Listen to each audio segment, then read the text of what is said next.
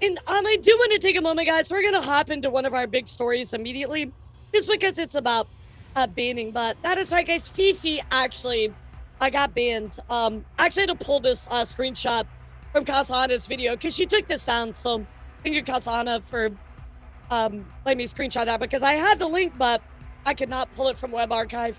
Anyway, FeFe goes on to say, pretty pissed and hurt by Twitch today. They suspended me because my new model is too sexy. I'm not trying to start shit, but I've been seeing bigger creators debut bunny outfits recently that do break 2S. When designing my new outfit, me and my art team followed 2S to the T. So why am I getting attacked? It feels like no matter what I do to follow the rules and do what's right, Twitch just enjoys hurting me. I'm honestly so tired of the hypocrisy and blatant lack of respect and care for streamers not in the 1%. Of course, she got a one-day ban, and here is her outfit, chat. So I want to talk about this outfit for a second, right, chat? Because a lot of people actually reach out to me, or a lot of people are pinging me on certain stuff, going, "Well, there's nothing wrong with this outfit, etc." It fits all the things. So, Alara, can you tell me what is wrong with this? Well, I will say, guys, there are a few things in here that technically do break TOS, or at least what we know about Twitch's TOS. The problem here is that Twitch isn't always very straightforward with their TOS. So the problem here is that you have to take some guesses with what's actually going on. And that's what really sucks about Twitch, because they're never really just transparent. They keep everything muddy. Yeah, their TOS is just a mess. Anyway, they'll never quite really elaborate on certain decision-making that they do. It's just really difficult to truly get a handle on what Twitch wants, right?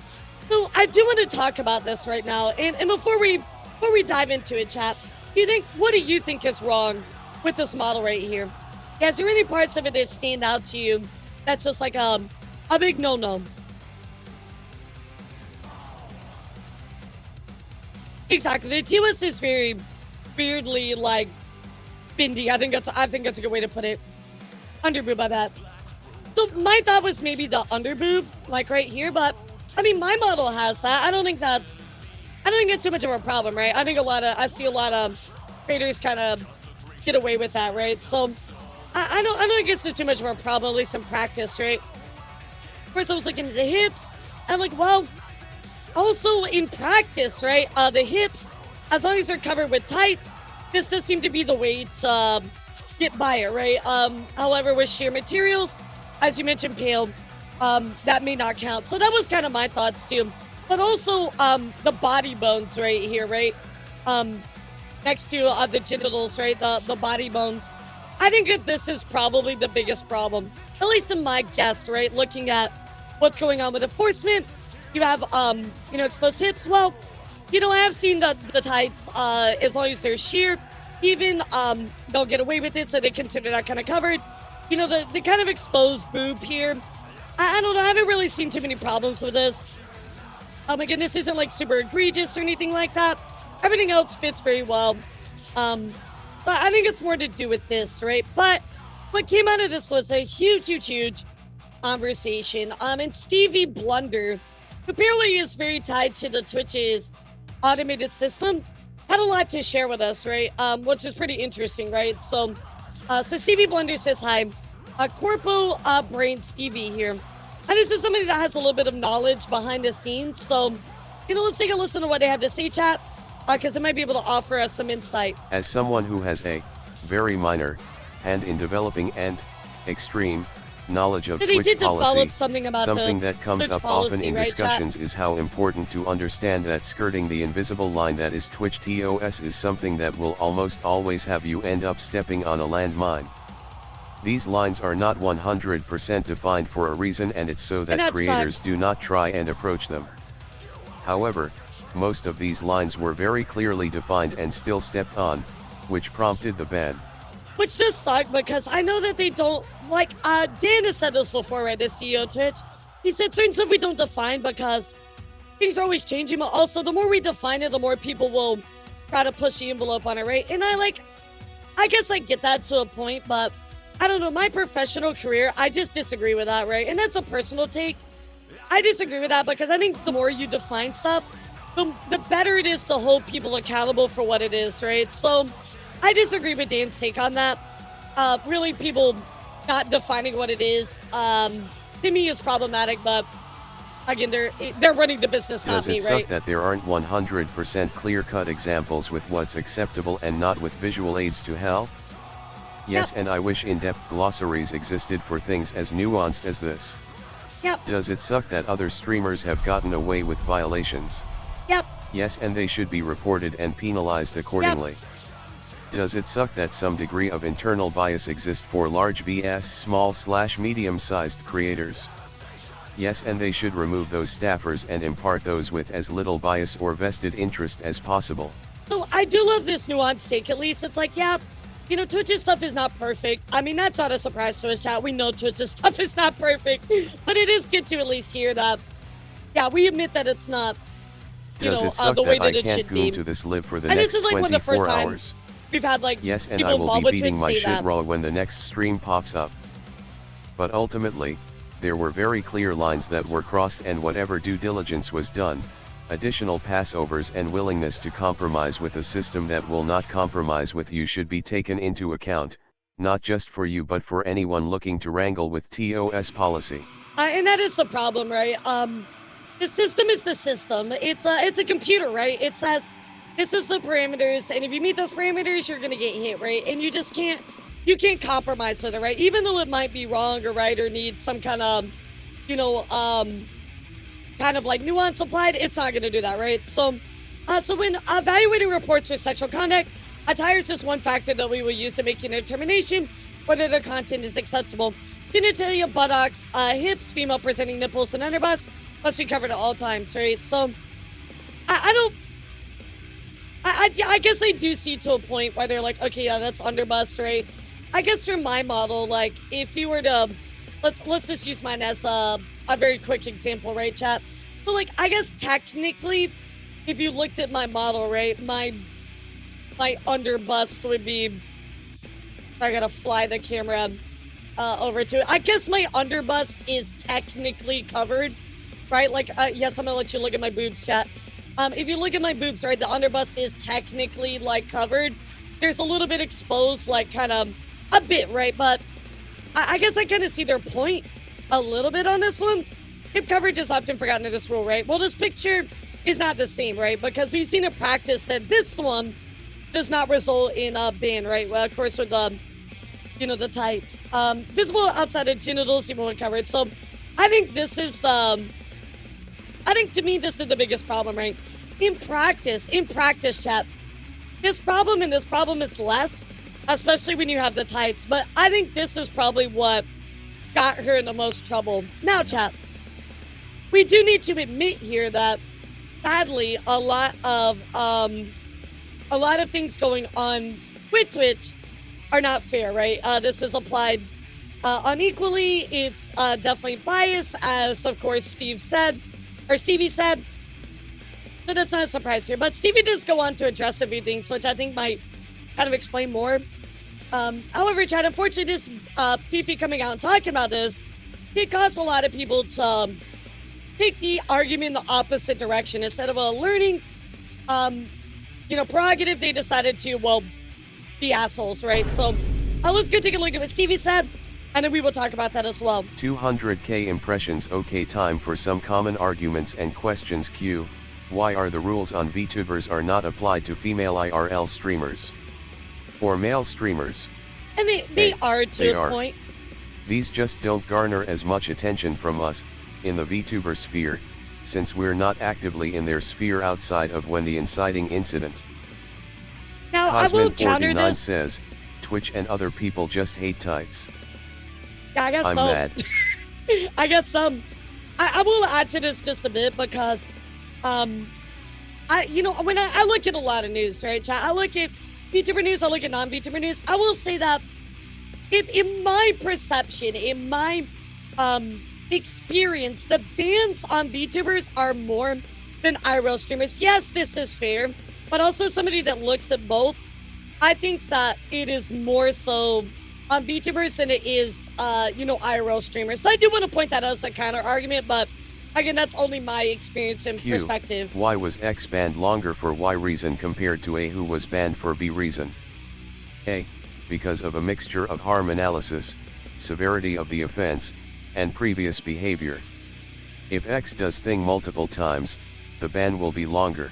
And that kind of is why If a streamer FeFe has a probably bad attire for a single stream, easily, right? you can expect that banning for one day means tomorrow's stream will not contain that attire. And I think with FeFe, right? FeFe did get smacked. With this one, just because, I think they come down harder on FeFe, right? Because she's had prior bans. And this isn't the only ban that she's had. But I think for her, they're just very, like, strict, which kind of sucks, right? It should be equally fair, but for her, they're like, well, you've done this before. This is kind of like, for us, it's kind of like borderline. So, you know what? We're just gonna smack you just because you've done this before. Q. I saw X streamer doing something with their boob/ass out. Why aren't they banned? A. They are either following policy and we are seeing only what we want to see, or they are breaking it and should be reported and penalized accordingly. Yeah, and sadly, it just, Q. they don't get Why everybody, is stream right? and penalty moderation so wishy-washy? A. Twitch does not have a VTuber booby monitor AI powered by Grok and Claude nor people chained in a basement to monitor every stream ever. It is just fundamentally too expensive and an inefficient waste of resources. So sad, chat. I cannot believe we don't have a VTuber booby monitor. Guys, y'all need to get on that. AI powered, guys. Come on, somebody out there smart enough. Get to programming, guys. Get back in the basement, programmers. Wild. Twitch relies on people reporting streams to figure out when someone has a VOD/stream that has to be removed. Not all reports work, of course, but Twitch will not take action unless someone reports it. Yep. Realistically, with how often FeFe runs into it, it's likely that she has hate watchers that instantly report spam her stream and she gets caught on policy violations, such as now. That's probably more than likely. I'm the booby monitor. You're the booby monitor, Darth? I think this is a great point to bring up. You know, she probably has hate watchers. They're reporting her immediately because it's kind of like borderline or shaky, or she actually did break it. They're like, bam, bam, bam, bam, bam, bam, and she always gets smacked because she has hate watchers, right? This is probably one of the most realistic reasons that I've ever seen somebody who has interacted with Twitch, or at least like worked on Twitch stuff, straight up just be like, yeah, this is probably why. And it's good to get confirmation, because I've mentioned this a lot of times in the past. This is probably actually why streamers are getting smacked sometimes. They just have hate watchers, they report them, and then they get checked out, and it's like, ah, shit. Q. This policy sucks and is stupid and double standard as hell. Why don't they change it? A. Money, viewership, metrics, and they don't care, since all these issues die after 1 to 2 days and people forget about it and move on to the next thing, because the internet is a turbulent river of ever-changing drama. They're not wrong. At the end of the day, the policy and moderation is the way it is because it works. If it didn't work, Twitch wouldn't receive advertisers because it would be a shitty place to do so. How many big name advertisers do you see buy ad space on current Twitter/Kick, for example? It sucks when you run into it, and I love FeFe to death, but to say she didn't blunder here would be incorrect. So I think it is fair to point out this part, you know, the hips and stuff, the underboob. In practice, I don't see that being much of a problem for VTubers, because there's a lot that don't get banned for, but that doesn't mean that you couldn't, right? Because technically, under TOS, you are breaking it in a way, right? It requires nuance, but yes, you are technically breaking it, right? Now, what I will say is that, well, they're like, you know, because it works. Well, does it really actually? Yes, Twitch receives advertisers, but I would also argue that, well, Twitch also isn't making a profit, so is it really working like that well? So yes, I mean, I get it, like, your system is doing what it was designed to do, but also at the same time, like, Twitch isn't making money, so are they really receiving all the advertisers, or the best advertisers they could? I don't think so, right? So of course, this is drawn the real question here, which comes from Fu. Who goes on to say, I have a question, no hate to Shy Lily, of course. I'm confused how this FeFe model gets suspension, but these models don't. 2026, no consistency nor clarity from Twitch. So here is Shy Lily's current model, right? The succubus model. Now, hips, I mean, they're exposed, right? I don't see any bone definition. That might be why. Underboob, I mean, again, there is some, but I never feel like that's much of a problem. They might also, because this is covered by, like a sheer, like, looking, coverage, they might count that as coverage, as well. But most importantly, chat, is there's no crotch, bone showing, right? There's no genital outline or bone showing, and I think that is probably the biggest reason, right? I think that is 100% the biggest reason. You know, even look at this model where there's underboob, you know, there is a little bit of hip, you can see that. I'm surprised this actually didn't get banned, but nonetheless, I think this is probably right here is probably why. So, the vajayjay bone, right? Clearly the same violation, especially if we're dealing with a wobbly, invisible line. I mean, again, I'm only telling you what I think because this is covering the underboob by something at least with a sheer. In practice, right, Sinclair, looking at other VTubers, right, that have this same underboob, it doesn't seem to be a problem.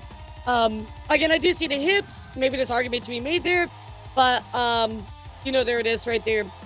No, trust me, I get that. 100% Sinclair, I get that.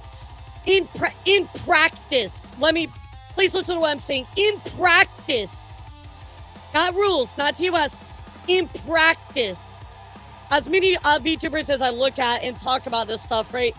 I promise, in practice, having a sheer and this underboob is not really that big of a problem, right? Of course, right, here, yeah, I can see why this might be a problem, maybe because there's not a bone defined here, but I think that this was the biggest problem. If I have to take a guess on what's going on, that's why. Yes, I get it, Sinclair, 100%. Technically, it breaks TOS, but in practice, looking at most other VTubers that have very similar models, that are bigger or even other sizes that have not been reported or taken down, this underboob without sheer is not a problem in practice, right? Now, again, we know Twitch is inconsistent. Maybe there is a weight to this argument, but I think that looking at all the VTubers I look at, looking at all the bands I've looked at, etc., the underboob here is not really a problem. The hips, you can kind of take that or leave that. It's like a 65-35. Also right here, you know, this right here I think is probably the biggest reason though. Looking at what FeFe had, you know, right here versus this as well, that's probably exactly why. Lily also has her promo model via the ones she actually uses. Like the one in the promo model doesn't have any of this year. Yeah, that as well. Walk. So I really do think it was the genital bones that probably are setting off the person we're looking at it, reporting it, or automated system or whatever. Just looking at kind of the surrounding information, looking at what's there. What do y'all think? Do you think that it's the bones? Do you think it's the booba or the hip?